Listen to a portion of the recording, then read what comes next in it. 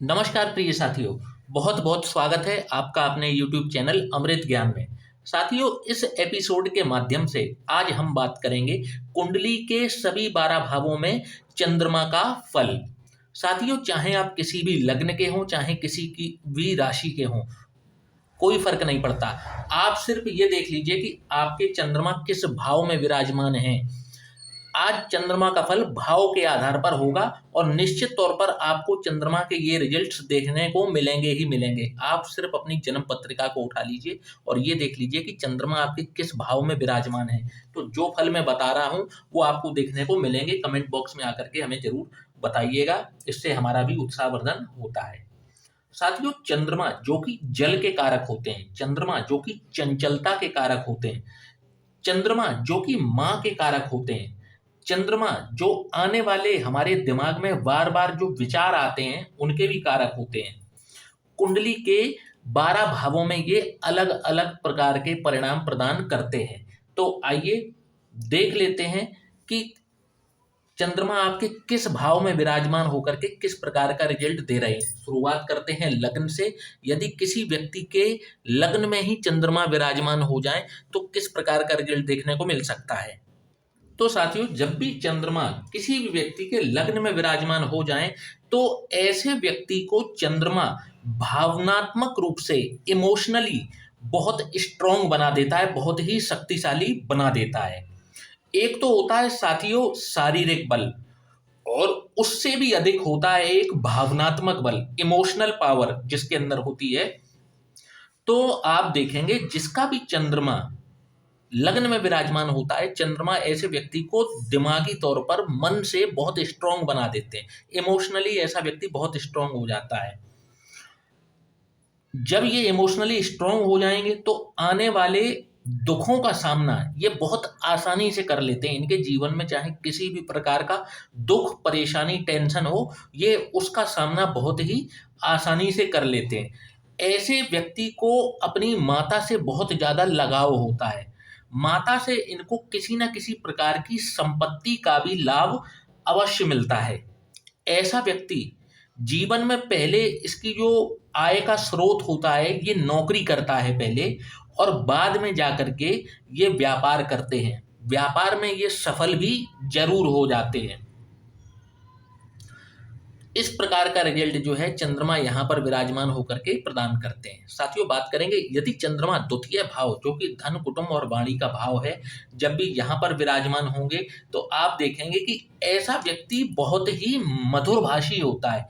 अपनी मधुर भाषा के कारण ये अपने कार्य जो हैं और लोगों से आसानी से करा लेते हैं। एक बात आपको हास्यास्पद लग सकती है, परंतु कभी कभार ये अपने दुश्मनों से भी कार्य कराने में सफल हो जाते हैं। इतनी मधुर भाषा होती है इनकी, आकर्षक व्यक्तित्व के धनी होते हैं, और इनकी मीठी वाणी को सुनने के लिए इनके आसपास हमेशा कोई ना कोई जरूर विद्यमान रहता है।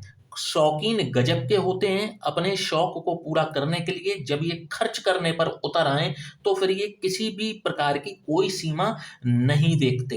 इनका जो भाग्योदय होता है वह जन्म स्थान से बहुत दूर जा करके होता है, और यदि ये अपने जन्म स्थान पर वापस लौट आते हैं तो इनको दुर्भाग्य जो है वो दोबारा घेर सकता है। साथियों, बात करेंगे यदि चंद्रमा किसी व्यक्ति के तृतीय भाव में विराजमान हो जो कि पराक्रम का भाव है, छोटे भाई बहनों का भाव है। जब भी चंद्रमा यहाँ पर विराजमान होते हैं तो आप देखेंगे कि ऐसा व्यक्ति बहुत ही हंसमुख होता है। जिससे भी मिलता है बहुत मिलनसार तरीके से मिलता है।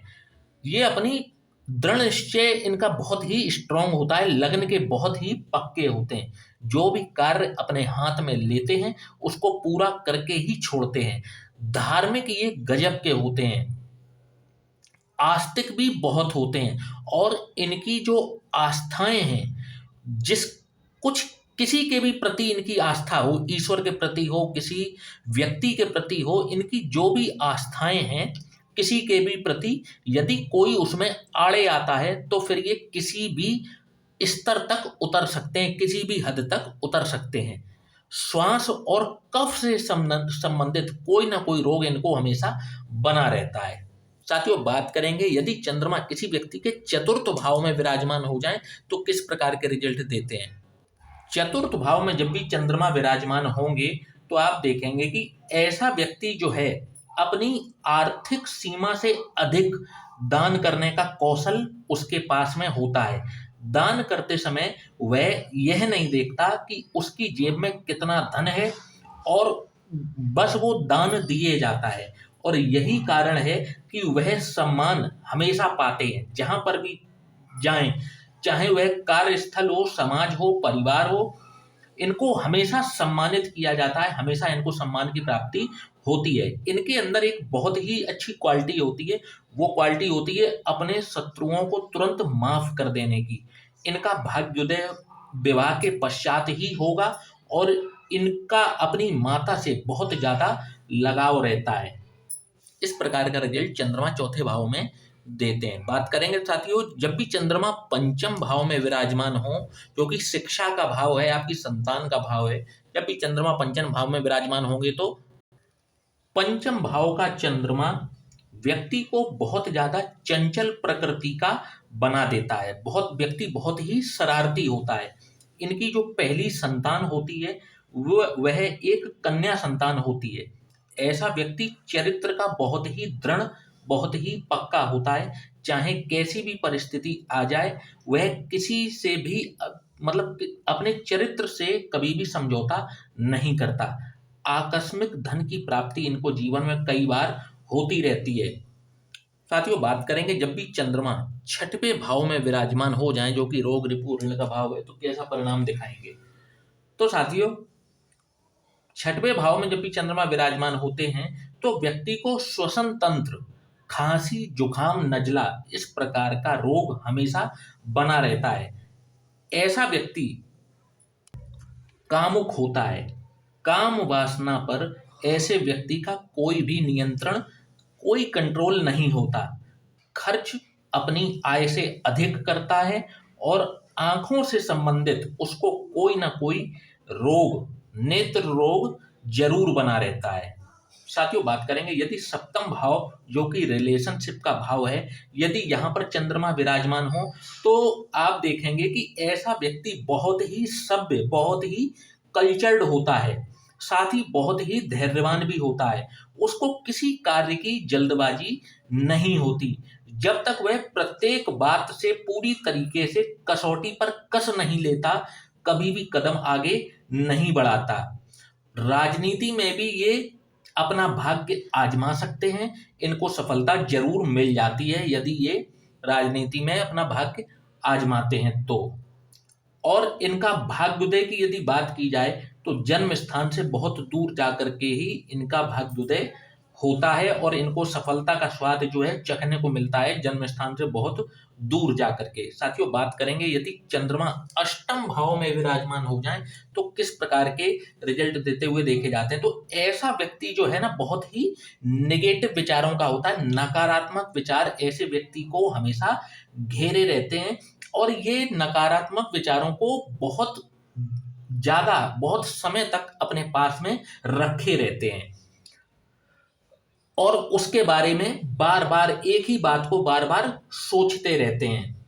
और इनका जो स्वयं का भूतकाल होता है, इनका जो पास्ट होता है, उससे ये कभी भी अपना नाता तोड़ नहीं पाते। काम वासना पर इनका भी कोई नियंत्रण नहीं होता। गजब के ईर्ष्यालु होते हैं, जलन भावना रखने वाले होते हैं और अपना व्यापार ठीक से न चला पाने के कारण कई बार ये डिप्रेशन में भी चले जाते हैं। साथियों बात करेंगे जब भी चंद्रमा नवम भाव जो कि भाग्य का भाव है, जब भी यहाँ पर विराजमान हो तो किस प्रकार के रिजल्ट देखने को मिलेंगे। तो ऐसा व्यक्ति या तो संतान से वंचित रहता है या फिर उसको संतान हो भी जाए तो संतान पक्ष से हमेशा उसको किसी न किसी प्रकार का दुख लगा रहता है। धार्मिक कार्यों में इनका बहुत ही लगाव होता है। समय, पैसा, सारी चीजें ये धार्मिक कृत्यों में जरूर देते हैं। और यदि इनको कहा जाए गिवर, तो ये गिवर हैं, ये किसी भी चीज को दान बहुत आसानी से कर देते हैं। कर्म योगी भी होते हैं और जन्म स्थान से बहुत दूर जा करके ही इनको सफलता का स्वाद चखने को मिलता है। साथियों, बात करेंगे यदि चंद्रमा दशम भाव में विराजमान हो जाए तो किस प्रकार के रिजल्ट यहाँ पर देंगे। तो आप देखेंगे कि ऐसा व्यक्ति किसी न किसी फील्ड का स्पेशलिस्ट जरूर होता है, अर्थात विशेषज्ञ होता है, और वह अपनी विशेषज्ञता से संबंधित यदि व्यापार कर लें तो अकूत संपत्ति ये जीवन में अर्जित कर सकते हैं। वर्कोहोलिक होते हैं और इनको मतलब मेहनत करने का, अपने कार्य का एक अजीब सा नशा होता है। जिस दिन ये कार्य ना करें इनको बेचैनी सी प्रतीत होती है, और अपने खानदान में सबसे ज्यादा तरक्की करने वाला व्यक्ति भी ये जरूर बन जाता है। साथियों, बात करेंगे यदि चंद्रमा एकादश भाव में विराजमान हो जाए तो किस प्रकार के रिजल्ट देते हुए देखे जाएंगे। तो ऐसा व्यक्ति बहुत ही चंचल प्रकृति का होता है, शौकीन भी होता है, और इनके अंदर अवगुण और सद्गुण दोनों होते हैं, और इसका ये हमेशा बैलेंस बनाकर भी रखते हैं। मतलब खराब आदतें भी इनके अंदर हैं, अच्छी आदतें भी इनके अंदर हैं, उसका ये बैलेंस बना करके रखते हैं। इनको संतान जो होती है वो बहुत ही आज्ञाकारी मिलती है। यदि ये अपना भाग्य राजनीति में आजमाना चाहें तो इनको सफलता जरूर मिल जाती है। और राजनीति में यदि ये हैं भी तो ये 60 वर्ष की आयु के बाद, गौर कीजिएगा, यदि राजनीति में है तो इनको सफलता भी जरूर मिल जाती है, परंतु राजनीति 60 वर्ष के बाद ये धार्मिक कारणों के चलते हुए उस राजनीति को स्वतः ही त्याग देते हैं 60 वर्ष की उम्र के बाद, यदि ये राजनीति से जुड़े हुए हैं तो। अब साथियों, बात करेंगे जब भी चंद्रमा द्वादश भाव जो कि व्यय का भाव है, जब भी चंद्रमा यहां पर विराजमान हो तो किस प्रकार का रिजल्ट आपको दिखाएंगे। तो आप देखेंगे ऐसे व्यक्ति को नेत्र से संबंधित कोई ना कोई रोग, श्वसन तंत्र से संबंधित कोई ना कोई रोग सदैव बना रहता है। अपने क्रोध पर इनका कोई काबू, कोई कंट्रोल नहीं होता, और क्रोध के कारण ये जीवन में अपने बहुत ही अमूल्य चीज और बहुत से अवसर गंवा बैठते हैं। इंट्रोवर्ट होते हैं, खर्चीले जरूरत से ज्यादा होते हैं। इस प्रकार से कई बार इनको ऋण के कुचक्र में फंसते हुए भी देखा जाता है।